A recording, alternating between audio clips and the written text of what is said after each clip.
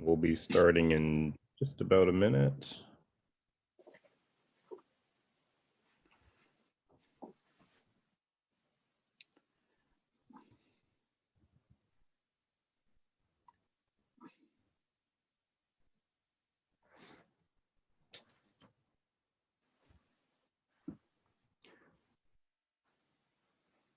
Okay, welcome on behalf of Holocaust Museum Los Angeles. My name is Michael Morgenstern, and I'm an educator at the museum. And this morning, I'm pleased to welcome you to our virtual discussion with Joe Alexander, a Holocaust survivor from Poland. For those of you who have not been to the museum, Holocaust Museum Los Angeles is the first Holocaust survivor-founded Holocaust museum in the United States. In the 1960s, a group of survivors worked together to create a memorial for their loved ones who perished in the Holocaust. This memorial eventually became Holocaust Museum Los Angeles. These survivors who established our museum did so with a mission to commemorate, educate, and inspire future generations. Furthermore, they mandated that our museum should always be free to the public, making Holocaust education accessible to everyone. Even though we're not able to be in our museums a physical space for the time being, we are still able to carry forward their mission. This morning, you have the honor and privilege of listening to Joe Alexander, who will share his story with you. After Joe shares his story, you can type in questions and he'll answer as many as possible. Before March, when we started working from home, Joe was one of our most frequent speakers at the museum. He was there at least once a week, sharing his story to countless number of students and all visitors and really everybody. And he has been so active for the last few years in making sure we never forget this history. And so, Joe, I'm so honored to welcome you this morning. Thank you so much for being with us and for sharing your story with us.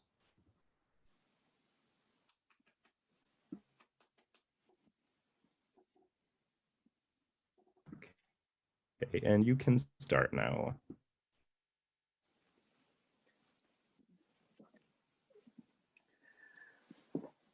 My name is Joseph Alexander. I'm a Holocaust survivor from Poland. And I survived 12 camps. I come from a small town in Poland where I had a family. I had my parents, and I had 3 sisters and 2 brothers, and I'm the only survivor. We lived in a small town. My father was in business, and we had a very good life until 1939, when the Germans came in to town. After a few weeks, they came into, and we lived, every town in Europe has a town square, and where most of the business are in that town square. We lived in a town square. It shows about the second house from this corner here, and the third house was an uncle of mine. And it came in after a few weeks, and it came after my uncle, and went around the square. And I said to everybody, you have 10 minutes to get your possessions and get out in the middle of the square.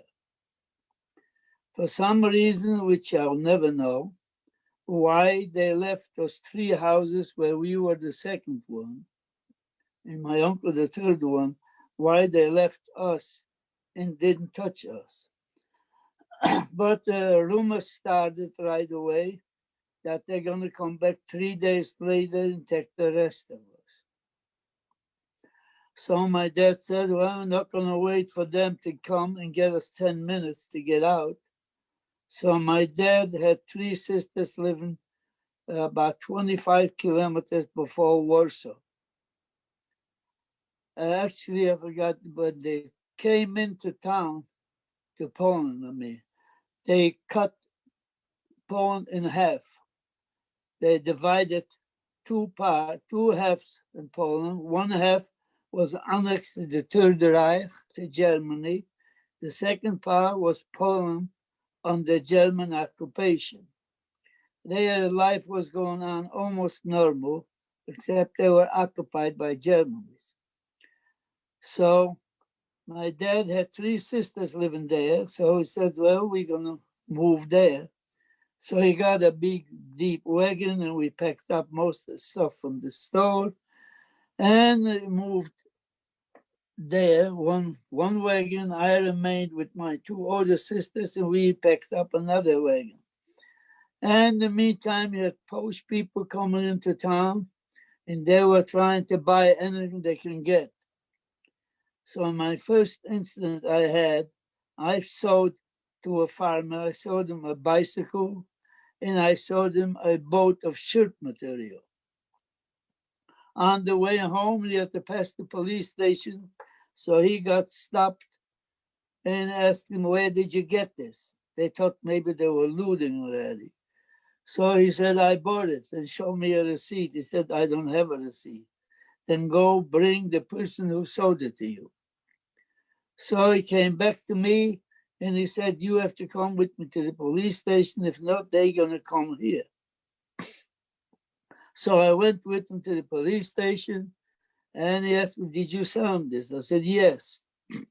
Why didn't you give him a receipt? I said, we in Poland, we didn't give receipts. So he told that boat the material, smacked the guy and said, okay, here, go. And let me go. And I went back, and my sisters were waiting, ready to go, ready to take off.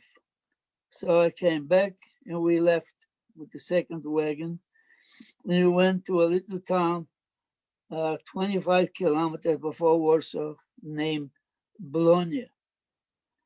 So we came there, and like I said, life was going on almost normal. People were still in business and everything.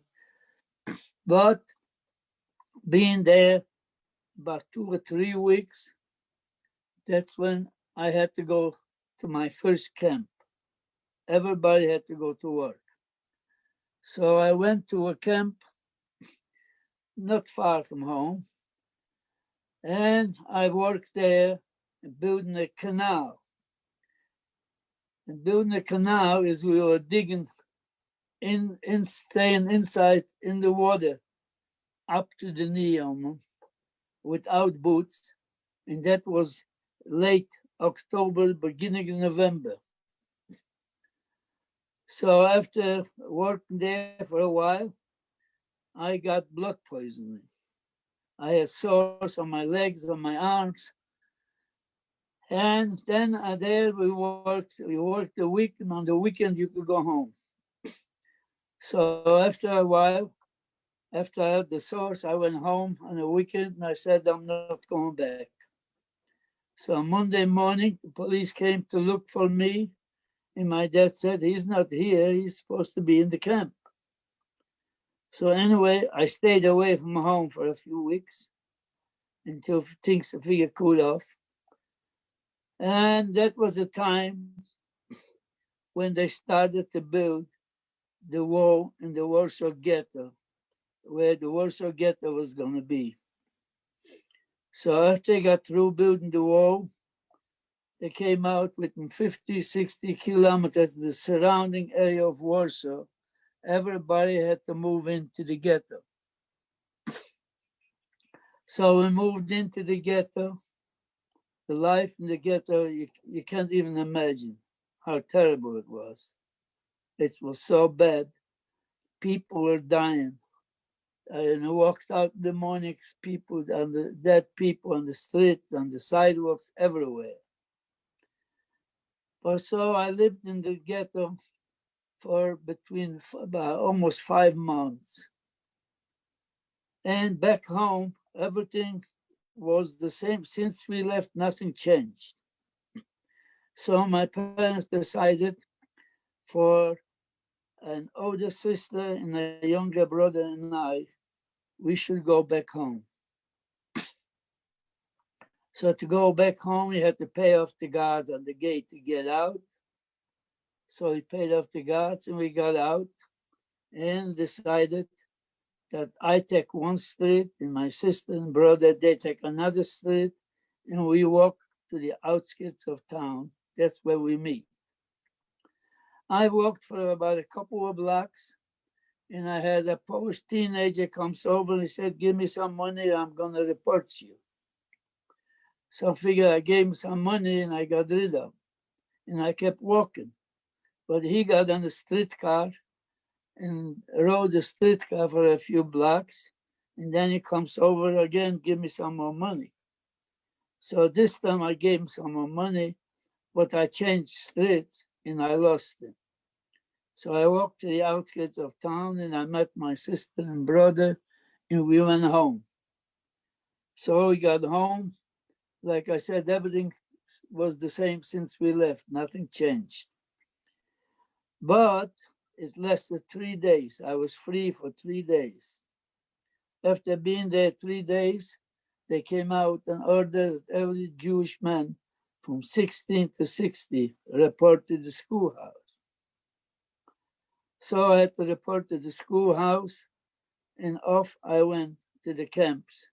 And that's when I was going from camp to camp. The camps I was going, I was working, very hard work.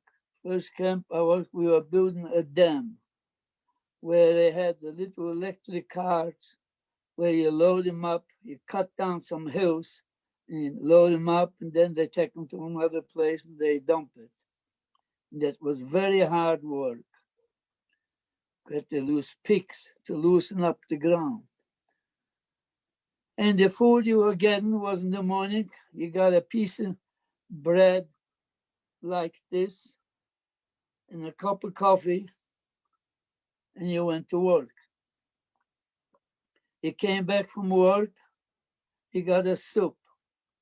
And most of the time, the soup was either spinach or peas from the potatoes. From that food, you couldn't exist. We worked with civilians. So if you could organize even a little extra food, that's the only way you could exist. So somehow I always had managed to get some extra food. Then after a while doing this, I went to another camp.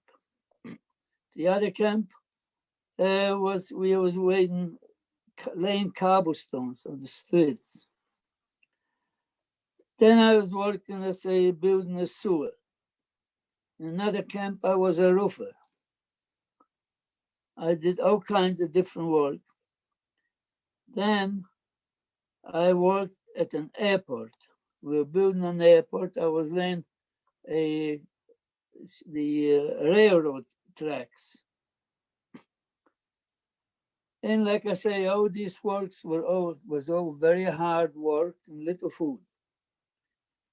And after being about 7 camps, a train arrived and we got on the train because you never know where you're going. And the train, it wasn't a passenger train, it was a cattle car train where you got 30, 40 people into one boxcar, with a little window of about 2 feet. I don't know if you could see it here, maybe, what the boxcar looked like. Well, anyway, so we got on the train and we were riding around for 3 days. No food, no water, no facilities, nothing. By the time we arrived, it was actually the destination we were going. It takes about 5-6 hours at the most. But we were riding around for 3 days. And then we arrived in Auschwitz. So we arrived in Auschwitz, and it was in the middle of the night, and the train stopped. There's a little town named Ospenchim, where the train stopped there. And later on, they built the trains to go straight into the camps. But at that time, they didn't have that yet. So the train stopped, and about 30–40% of the people were dead on the train already. Whoever could walk, we got out and were lined up in the rows of 5. And I met Dr. Joseph Mengele. If you heard about Dr. Mengele, he was called the doctor of death. He selected people to go to the guest chamber. And we went through, and he said there's 6 kilometers to walk to the camp. So he's going to pick some people to go to the left. And those people on the left are going to be taken on trucks. So he picked out old people, sick people, young people, and he told me to go to the left. But if I would come from home, I wouldn't know the difference. But I was already in 7 camps when I came to Auschwitz. In every camp, I had to go to work as I was trying to get in to the biggest, the strongest men. And here I look around, I see old people, sick people. And I said, this is not the kind of people I like to be with. And my luck was after midnight. With the daytime, I don't think I could have done it. As Dr. Mengele moved further down, I ran back to the other side. If I didn't run back to the other side, I wouldn't be here talking to you. Because the people were taken on the trucks, people on the left, went straight to the gas chamber. So I ran back and we walked to Auschwitz. We came to Auschwitz, we got a shower, and I came out of the shower and I got a tattoo. So you can see here. And from that moment on, you had no name. That number was your name. Number is 142584. That was your name. So you got the tattoo, and then I walked over to Birkenau, which is Auschwitz number 2. Birkenau is only about 3 kilometers apart from Auschwitz. So I went to Birkenau, and I was in Birkenau for a few months. And I saw Dr. Mengele 2 more times there, but the daytime, and I was far away from where he was. Anyway, I got through. But then the camp was getting small. They didn't bring any people in, and they were taking people out. So I was trying to get out of there. But the only way I could is to get something where I wanted to. I knew where we going or something. So at one time they said they need some tailors. And my whole family, my grandfather, my father, we are all tailors. So I report, and they come in front of me, and I said, we have enough. You go back. We don't need any more. So I'm still back. And that was around the time with the Warsaw Ghetto uprising. So after the uprising, they said they need a big transport, but they didn't want to take any people from Poland. They only wanted from Hungary, Greece, Italy. But on the end, they were short about 300 people, what they needed, the amount they needed. They said, now we take some from Poland. So I report and got on the train, and the same thing, we were riding around for 3 days with no food, no water, no facilities. And that's the time I was going back to the Warsaw Ghetto for the second time. We went back to clean up after the uprising. When they burned out, all the houses were burned out. There were just the remaining walls and nothing else. No camp. We didn't have a camp, nothing. We gave us some prefabs to put together some barracks. And we had no facilities until we built a camp on Sunday. We went, you got a shower, and you got some fresh clothes. So, but the work we were doing there is taking down all these remaining walls from the buildings, brick by brick, and cleaning them up and put them up in stacks about 8, 10 feet high. And then you had the Polish people coming in with a horse and wagon, and they were taking these bricks to the railroad station. They were shipping them back to Germany. But that was the only camp. I had plenty of food because we found a lot of stuff in the burned out buildings, household goods, clothes, furniture pieces. And when the Polish people came in with to take the bricks to the railroad station, they brought in food and we traded. So we had plenty of food there. Then the typhus broke out. Typhus broke out. Anybody who report went to the hospital, that was the end. Nobody came out. Typhus is where you get a high fever, high temperature. And I got high fever, but I didn't go to the hospital because I had a couple, what we call a couple, like a foreman. He was a middle-aged German man. He was also a prisoner. So he didn't care if we worked or he didn't. So because of him, so I didn't have to do anything. I was sitting behind those stacked bricks like that and for about 3 days to get over the temperature. So I got over the temperature and then I was okay. So a couple of days after that, the Polish underground attacked our camp. They were trying to free us. They were fighting all night, were unsuccessful. So the next morning, they closed the camp. They took us out, and we had to go out through town to Warsaw. But we had to jog. We couldn't walk even because they were afraid that the underground may attack us in the city. So we jogged out until we got out of town. Got out of town, it was late in the afternoon, and they put us up on a big field where farmers graze their cows.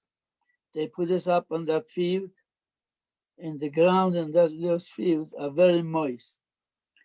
So whatever means you had, a knife, a spoon, anything, that you could dig up some mud. So you dug up some mud, and take the bottom of the shirt and squeezed it through to get a little water. So we got a little water in the morning. We start walking and come to the next town. There was a river. So they let us go to the river to get some water. Two of our people went a little too far in the river. They were afraid, thought maybe they're going to want to escape. So they got shot, got killed right in the river. So we got some water and we start walking. We walked, come the next day, we come to the next town, was the same river, but they said this time only 100 people at a time can go to the river to get some water. So we got the river, we got some water, and we start walking. And that was a day that you thought that the sky fell in. So the rain, such a heavy rain, that we were walking, it was soaking wet. Finally, we arrived at the railroad station and we stayed overnight. The next morning, another train arrived, the same kind of train. And we got on the train and we were on the train this time about 3.5 days with no food, no water, nothing. And we arrived in Germany. We went to Germany to a camp named Dachau. Dachau was the first camp Hitler built in 1933 for political prisoners. Then he turned it into a concentration camp. It was another death camp.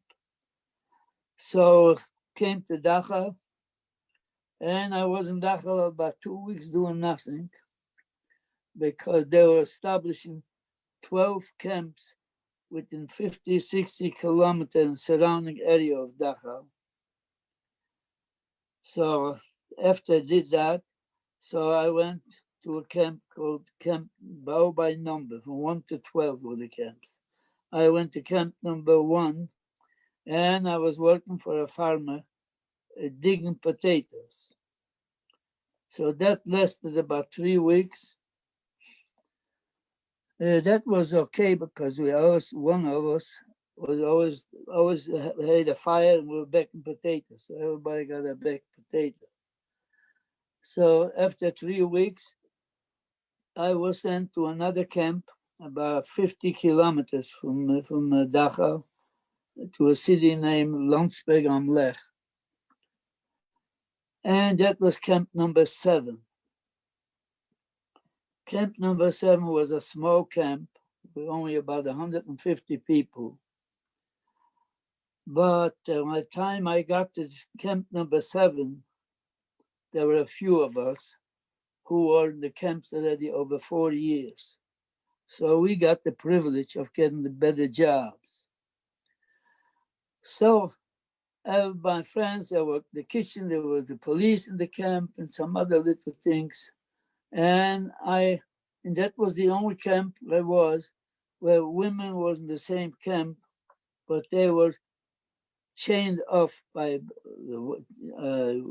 wire fence, 1/4 of the camp, but we went to work together. So I got a group of 10 people with 5 girls and 5 boys. And we worked right outside the gate of the camp for the kitchen for the German guards. So the kitchen for German guards, I had 2 German men in charge of the kitchen. They were very good to me. They were not the regular army. They were, I don't know if they're the reserve or something, because they were a different uniform. So, but they were very good to me. So I worked there, and every day I was going back to the work to the camp. I took food back to my friends, and we had food leftover soup. So we had the big milk cans, and I put it in the milk can. And the next day, people were going to work in the morning. They had to pass by our kitchen. So I used to stop them and give them some food. A couple of times, the officer in charge of the guard complained that I'm holding up the people going to work. But my people who I work for, they said, let them talk. Don't worry about it. Do what you're doing. So I did it for a while until April 28, 1945. All the 12 subcamps had to go back to Dachau. So all came back to Dachau, stayed overnight. And the next morning, we went what they called a dead march. We went on the road and we were marching. And they're supposed to take us into the mountains in Germany. There's a ski resort named Garmisch. And they're supposed to kill us in the mountain there. But we were walking for about 2 days. We knew we're not going to be walking too far because we could hear the fighting. So we knew that the American troops are not far behind us. So after walking about 2 days, we crossed a little bridge, and that little bridge was blown up. So half of our people were on one side, one on the other side. I was on the side where we were in a village, and in that village there was a little forest. They took us into the forest in that village and asked for the volunteers to take the sick people into the farmers and put them into the farmer barns. and the volunteers, they come back. The volunteers come back. One was a friend of mine, and on the way back, they found a dead horse in the snow. So they cut up some pieces from the horse, and my friend comes back and gives me a piece of meat, and he said, do something. So I made a fire. We were in the forest. We had plenty of wood. So I made a fire, and I was barbecuing. Believe me, that was the best meal we had in a long time. And during the night, the guards disappeared. So in the morning, the police came and they took us into that village and they disappeared. So we were walking around the village. That was in the morning, about between 8 and 9 o'clock. We were just walking around in the village until about between 12 and 1 o'clock. We saw the American tank moved in. We were liberated. When the American tank moved in, so there was a few of us, we were about 9 of us. We didn't want to get blocked in because the American tank, and after them, the American troops arrived. So they tried to block the village, not to let anybody out. But we were 9 of us. We were in the camps over 5 years already. So we didn't want to get blocked in, so we got through and started to walk to see where the next town is. So we walked for about 1 or 2 kilometers, and there was a German bakery. So we got into the bakery, and everybody got a bread. So you had a bread, you were okay. And start to walk to see where to the town. We come into the next town, and we see about 3 American soldiers, but they were Czechoslovakian descent. And they were so drunk that they couldn't walk. They were holding on to each other. And they saw us coming. They saw the group, I guess, the way we were dressed. They realized, so they asked, are you Polish? We said, yes, so come on. So they took us in to an underground bunker, which was a warehouse. You couldn't see the end of it. And probably anything you can think of was in that warehouse. So the first thing, we changed clothes, and everybody took a backpack and put some food in. And then there was a big row of bicycles, but they're chained up. So they broke the chain, and everybody got a bicycle. Then we have to find a place to stay, because when the American troops came into the village, they brought all the people into that same town. There was a German Air Force base. They put the people in there and made a DP camp, a displaced person camp. But we didn't want to go to a camp. I had over 5 years of camps. So we didn't want to. So we tried to get out on our own. But then we trying to get out on the street. You couldn't get out because 6 o'clock was curfew. It was after 6 o'clock. So we hopped over some fences, about 3 or 4 fences, and we wind up in a German inn, but it was taken over by the American troops. But in the back of the inn was an empty house. So we took over the house, and we lived in that house about 10 days. After being there, living about there 10 days, they came out with an order that anybody who lives outside the camp has to move into the camp. So to move into the camp, we were taken back to Munich, to a DP camp in Munich, a big DP camp, but you are free. You wanted to live in the camp, you could live, or you can go any place you want. So we stayed, a few of my friends and we stayed in the camp about 3 days.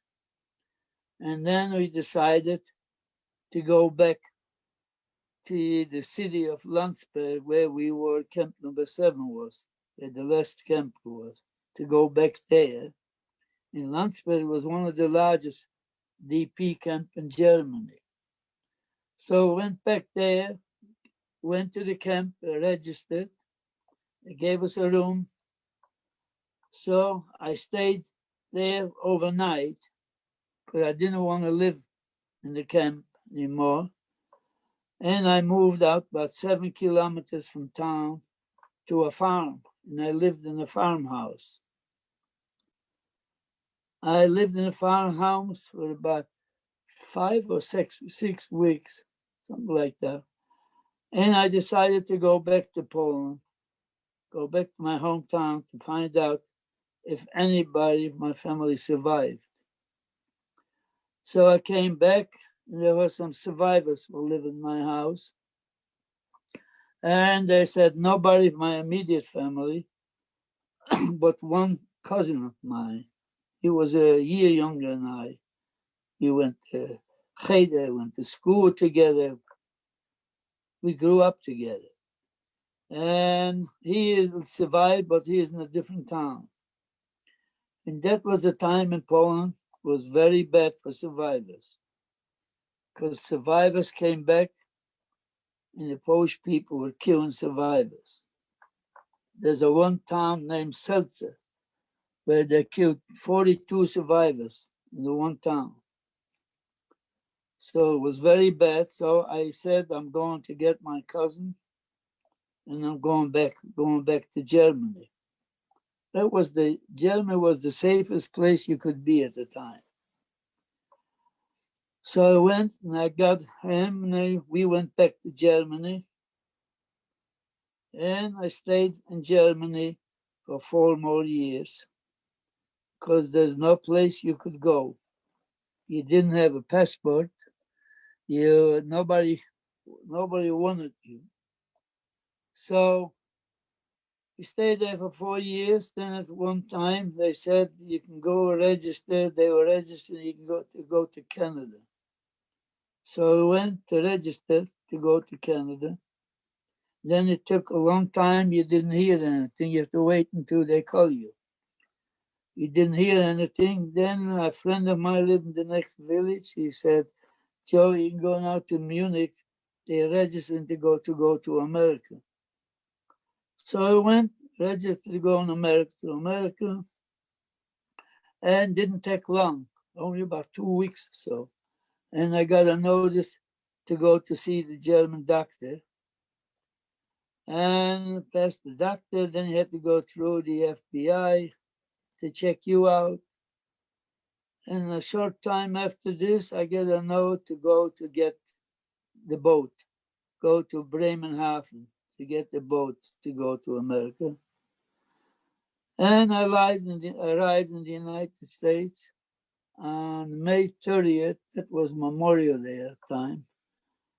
And I arrived in New York. And I was in New York for about 3 days. And everybody, whoever came, had to have a sponsor. Either you had some relatives or you got some Jewish organization to sponsor you. I didn't have any relatives here. And I was sponsored by the Joint, the Jewish organization. So my contract was Harrisburg, Pennsylvania. So I went to Harrisburg, Pennsylvania, and I lived there for 6 months. But I came to Harrisburg. I worked for a man who had a cleaning store in tuxedo rentals. The man, a father couldn't be better. He was to me. Very good. So then, after being there for 6 months, when I arrived in New York, about 2 weeks later, no, about 2 months later, my cousin who survived with me, he had an uncle here in Santa Monica. So he was his sponsor. So he came here and then he went to Santa Monica. So he told the uncle that I was in Pennsylvania, and we were the only two survivors from both of our families. So the uncle called me a few times. I should come here so we can be together again. So I came to California, January 1950. Came to California, and here I am. I'm still here in California. So that's my story now. And I also, I speak a lot to a lot of schools here. A lot of schools, I talk to those kids and I tell them, remember there's a lot of anti-Semitism going on here. You have some Holocaust deniers. Don't listen what they tell you because it's not true. Here you're talking to a survivor who survived the Holocaust. The evidence on all the camps are still in existence.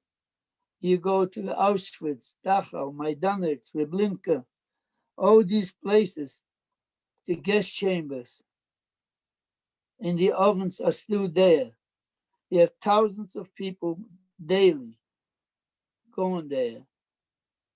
So don't believe what they tell you. And if you hear or see anything, it's not right, don't be afraid to report to the authorities. So that's what I keep telling these kids. And I get letters from them. I thought in the beginning that they don't pay attention when I talk. But then when I get those letters, they repeat the words I told. Because a lot of them ask me, how did you survive? Did you ever think of giving up? I said, no, I never gave up giving up.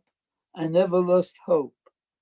I said to him, I may have had a bad day, I said, but tomorrow I hope it will be a better day. I witnessed in Auschwitz where people were running to the electric fence getting electrocuted. I saw people being beaten to death. I had to watch 3 hangings, but I never lost hope and never gave up. So that was my message to those kids at the schools. So here we are. Now, anybody got any questions for me? I'll be happy to answer them. Thank you so much, Joe, for sharing your story with us this morning. We do have questions from the audience, but before we do that, I wanted to show some of your photos. So if you're in the audience, feel free to type in questions and we'll get to those in just a minute. But I'm going to show some of Joe's photos. Okay. Oh. Yeah. Joe, I think we lost your video. No, you didn't. Because are. I got the picture. Oh, I got okay. Great. I have. Okay, yeah. Everything's great. Thank you so much. Okay, so this is the first photo I wanted to show. Yeah. On the right, on the top right, is my father. The next to him is his brother, where he left Poland for England, lived in London. And these are my grandparents. And that picture was taken in 1923 at the border of Poland and Germany, because he couldn't come back to Poland because he left. He didn't want to go to the army. So that picture was taken at the border in 1923. So Joe, this photo was taken just about within a year after you were born. That's right. So. And that was my sister. And which sister is this? This is the oldest. She was the oldest, Shlomis. And this is a picture, let's see, this is the way we lived in the camp, like shelves. and there were one section was for 3 people. On this picture, if you see the second row on the bottom, I don't know if you can see me, that was Elie Wiesel, was right here. So that's the picture taken in Buchenwald, I believe. Yes, this was Buchenwald. Yeah. This is a picture of myself, my cousin, and my friend. This was the one, the friend on the left, the tall guy. His name was Joe Buddha. He was the one, the friend, who brought that piece of horse meat when he came back to the village. And that picture was taken in Germany, where I live. Right here, I lived up on the second floor there in a farm. And is this your cousin? And that's my cousin to the right. Okay. This is a driver's license from Germany with no expiration date. So there it is. So do you drive when you go to Germany? Yes. This is the picture from a liberation from Dachau. As you can see on the bottom here, Camp Dachau. And so that's that. And what you got the next? What's the next? I wanted to show this was you in California. I'm in California. That was actually in the George Air Force Base in Victorville. That's so yeah. Wanted to share those photos with the audience. Now we have quite a few questions here. Do you know why the Polish people killed survivors after the war? Yeah. Do you know why the Polish people killed survivors after the war? Why the Polish people were survived? Oh, why the Polish people killed survivors? Yes, they did, because when they took the Jews out, they moved into their houses. And when the survivors came back, they didn't want to give up the house. That's why they were killing the Jews.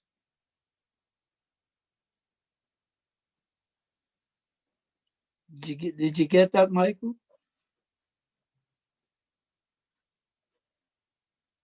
I know I lost you. Yes, You thank lost your sound.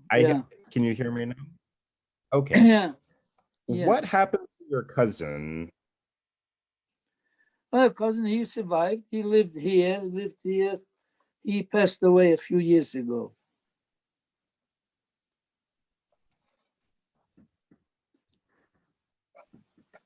What did you do in Santa Monica when you went there?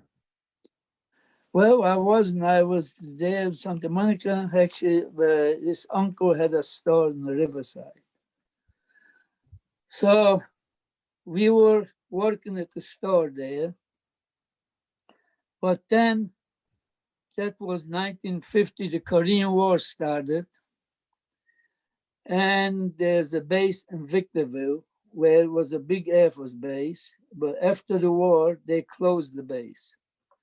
Then 1950, the Korean War started to reopen the base because they mobilized the National Guard here, and they were sent to this base. And from there they were shipped out to Korea.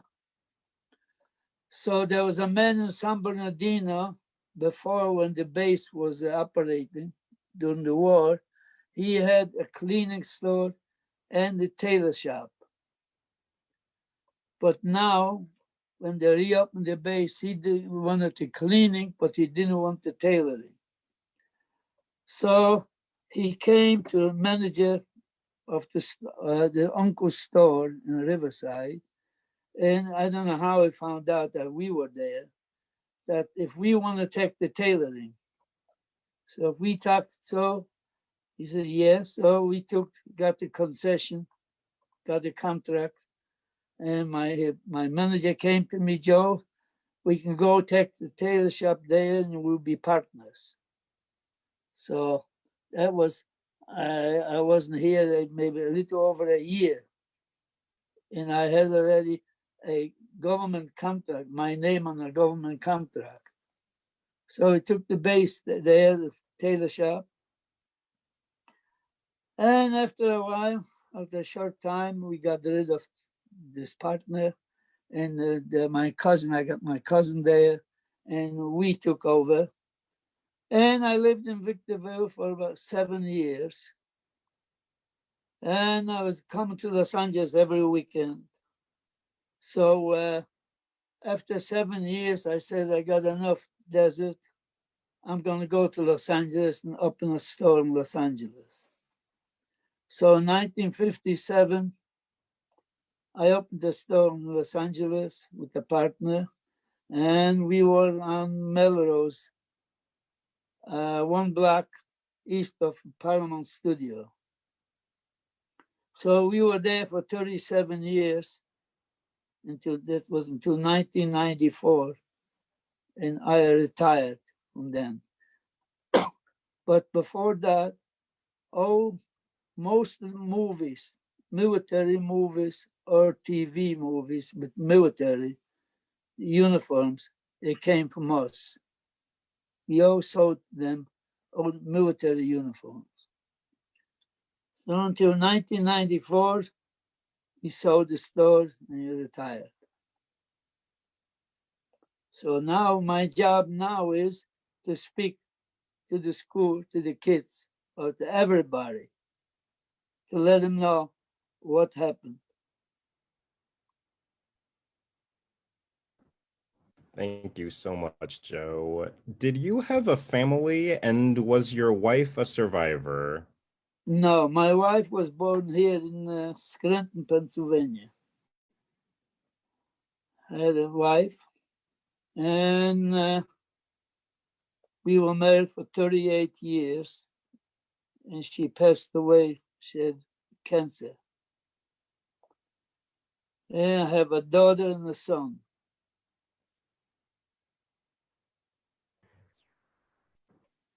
What languages did you speak growing up, and which ones do you still speak?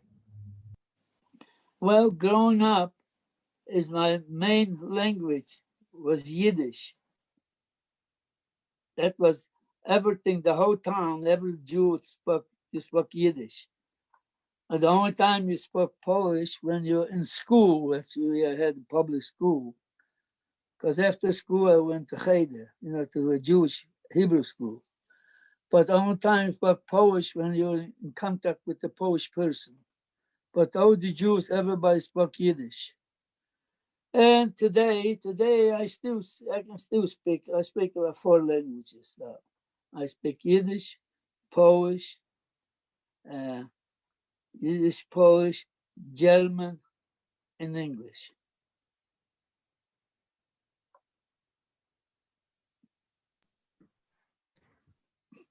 Have you felt like you have resentment towards Germans? Well, yes, I do, but it's no use. You can't go on living with hate, especially now. Now it's not the same Germany now. German now is different because I say I lived for 4 years after the war in Germany, and I've been back a few times. So, matter of fact, now 2015, I was invited to the come back to Germany to celebrate 70 years the liberation of Dachau, and they paid all the expenses.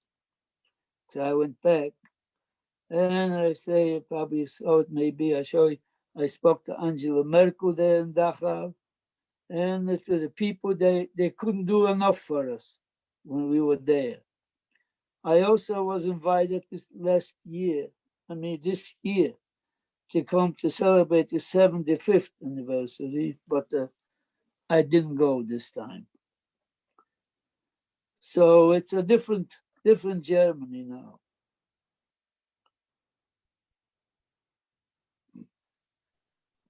Thank you. Do you know what happened to your friend who got the horse meat? He passed away a few years ago here in Los Angeles. Here, his wife is still alive here, and he has a son in the family. They're alive, and we're very close. We're very close touch with them.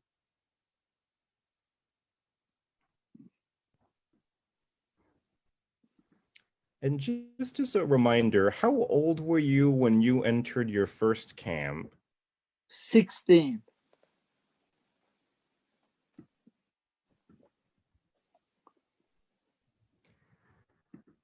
Somebody would like to know if you have any thoughts on how young students, when you speak to them, how they react to hearing your story and the things that you did for survival, such as getting water from mud.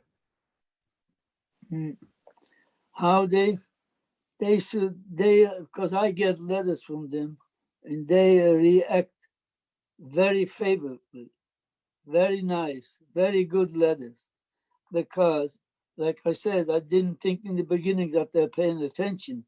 But when I get the letters from them, I've had probably close to maybe 2,000 letters from kids from the schools.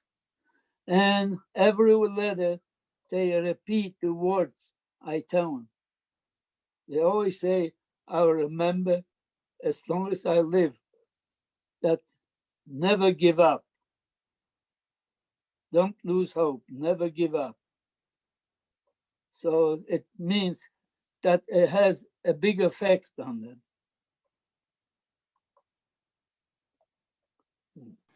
That's why we're so grateful to have you as a part of our community. Have you been to Israel? Yes, I was there twice. First time I was there with my family, my wife and the kids in 1972. And then I went back in 2007. That was the last time I was there.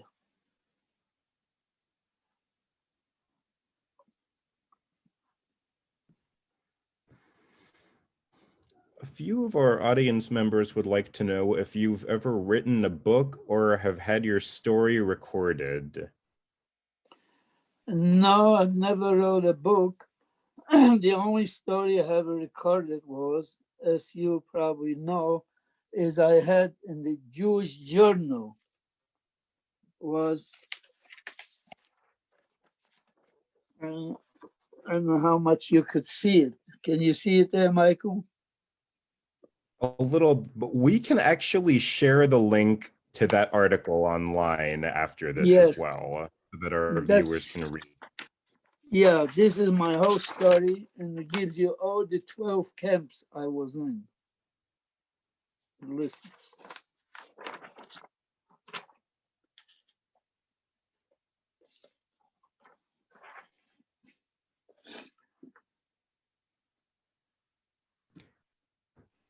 How old were you when you moved to the United States?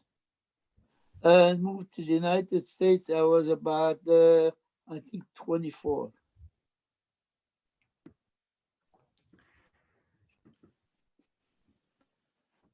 And your uncle, who was in London, do you know if he knew what was going on and if there was anything he tried to do, or if you were able to have any contact with him at the beginning of the war? Not in the beginning of the war, no. We have never any contact in the beginning of the war.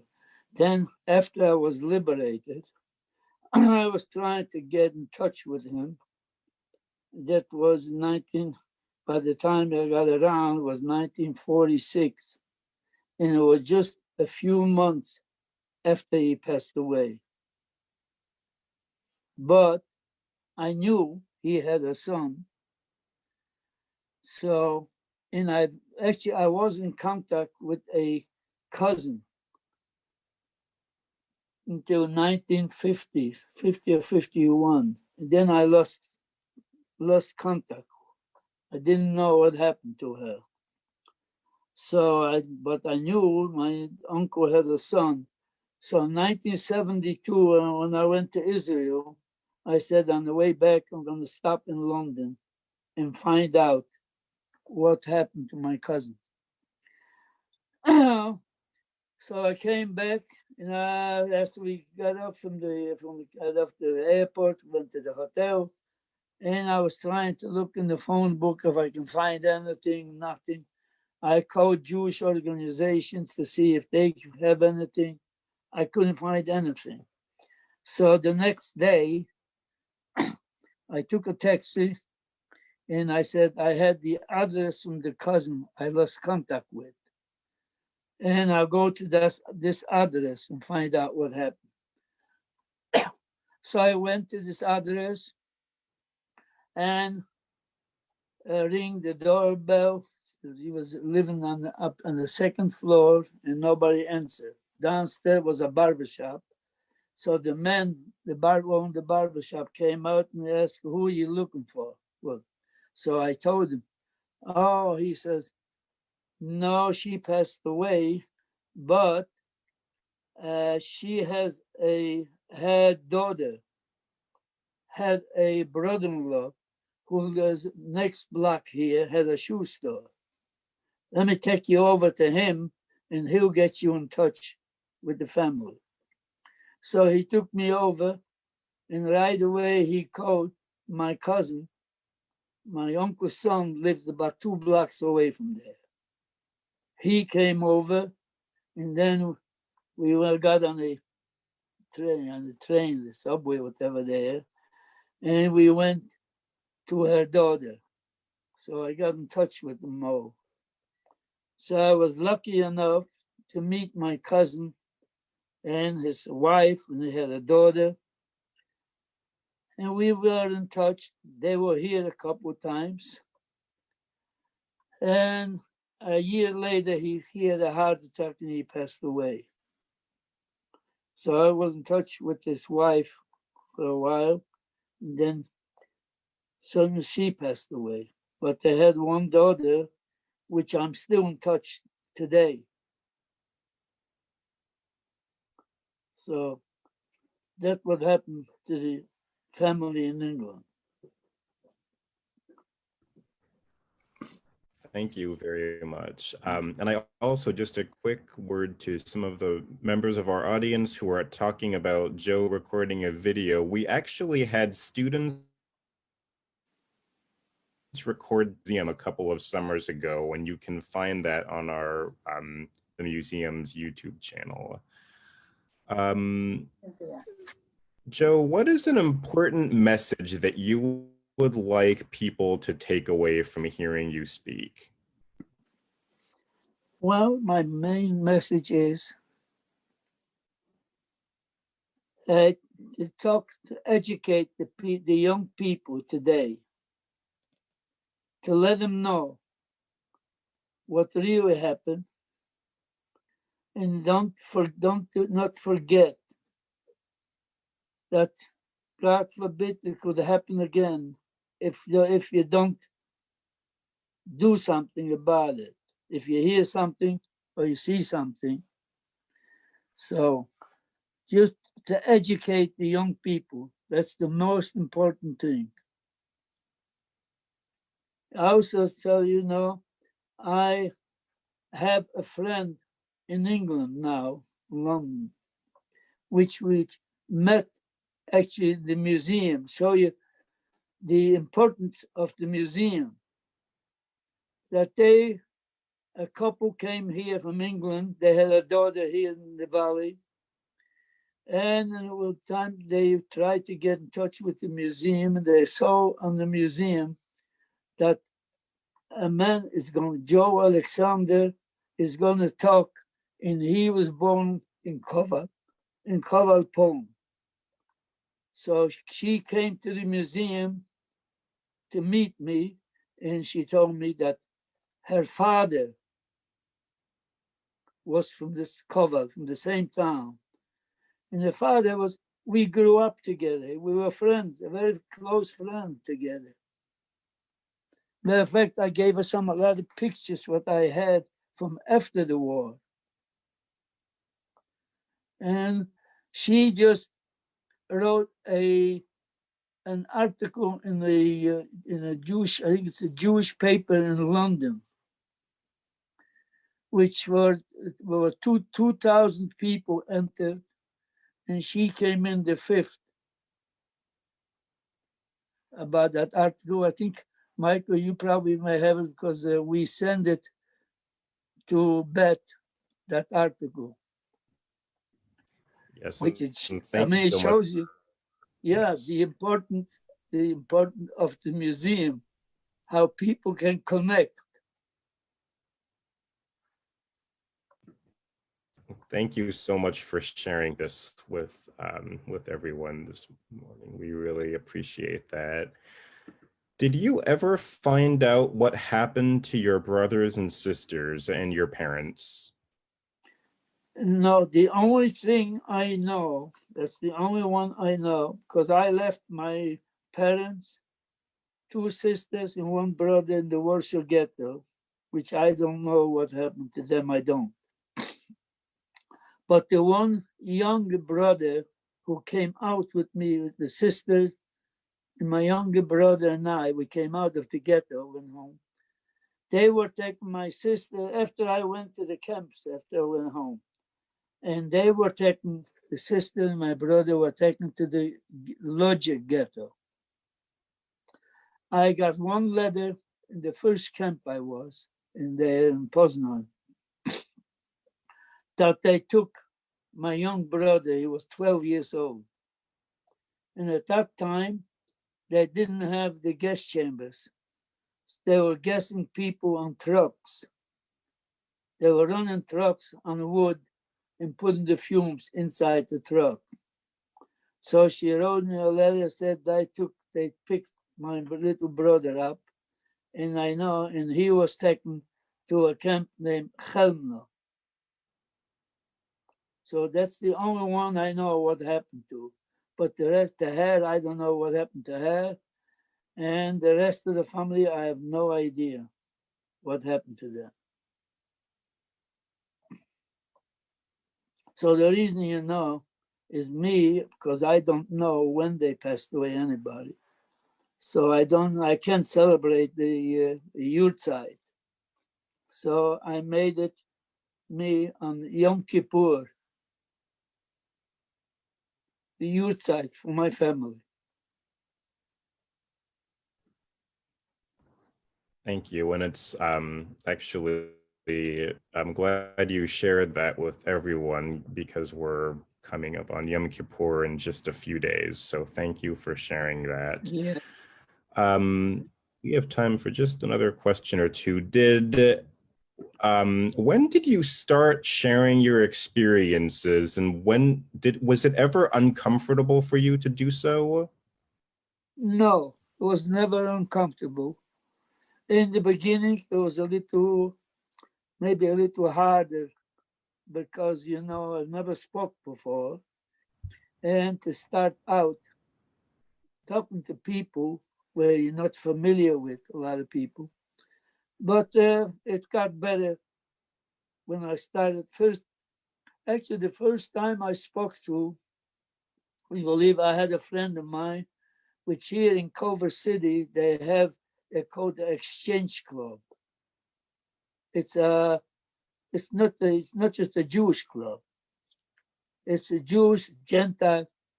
They meet every Tuesday, I think. And that friend of mine asked me once, "Well, Joe, why won't you talk to our club on a luncheon?" So that was, I think, in 1997. That was the first time.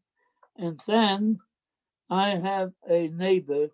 She used to teach at the Temple Bet Am at the school.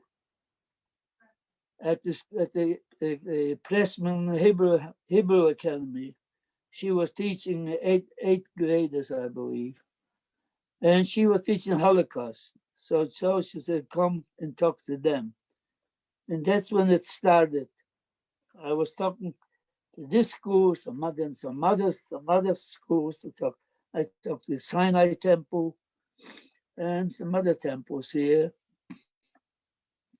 And then one day, it's about about 4 years, I think already.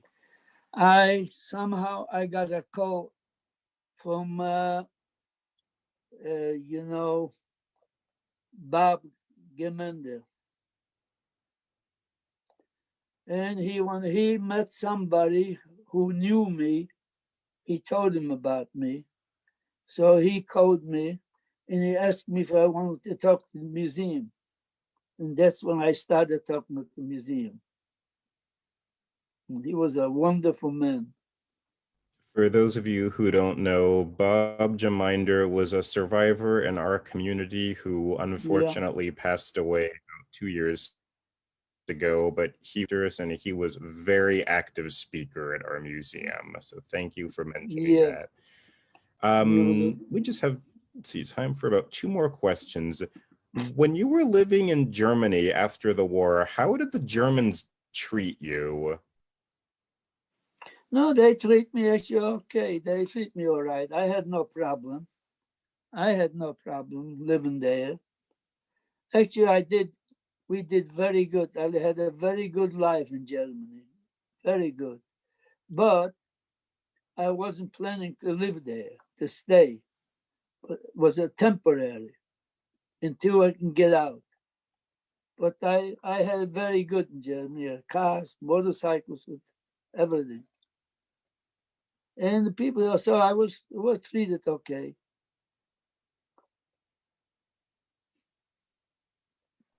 And I think this is a nice question to end on. Are there any memories that you have of your family that you would like to share? Anything specific that stands out about your family? Well, first of all, I never forget. I always think about it. And we were a very close family. Very nice life. We lived a very good life. And my family, we were all belong to Jewish organization, to a Zionist organization, or you call it a chalutz, you know, and very active. We were always very active. And so we always meet and we had different occasions, different things going on. Oh, a very happy life. Very good.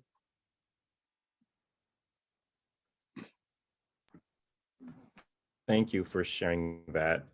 I would like to just let the audience know, those of you who are listening on Zoom, we have links in the chat to the Jewish Journal article that Joe mentioned and to the film that produced at our Museum of Life. So I invite you to just take a few seconds to copy and paste those before the Zoom ends. Um, Joe, I want to thank you again so much for being with us this morning and sharing your story with us this afternoon. Everybody appreciates it so much. We received several comments during and after your talk from just thanking you for sharing such an inspirational story, and that people really appreciated hearing your testimony and having this opportunity.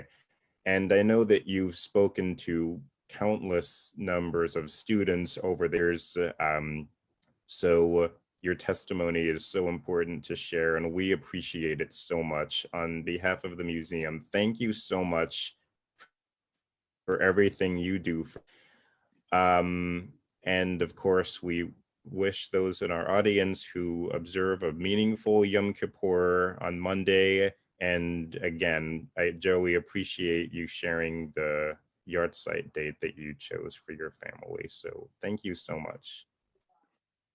Thank you, Michael, and thank you to the museum to give me the opportunity to talk there whenever it's possible. I appreciate that very much. Thank you. Of course, you're so And welcome. Happy And our New Year to survivor everybody. testimony. Well, thank you. Happy New Year to everybody. And we appreciate you being here and listening. Again, every Thursday we have survivor speakers at 11 o'clock. So join us next Thursday at 11. Thank you, everyone.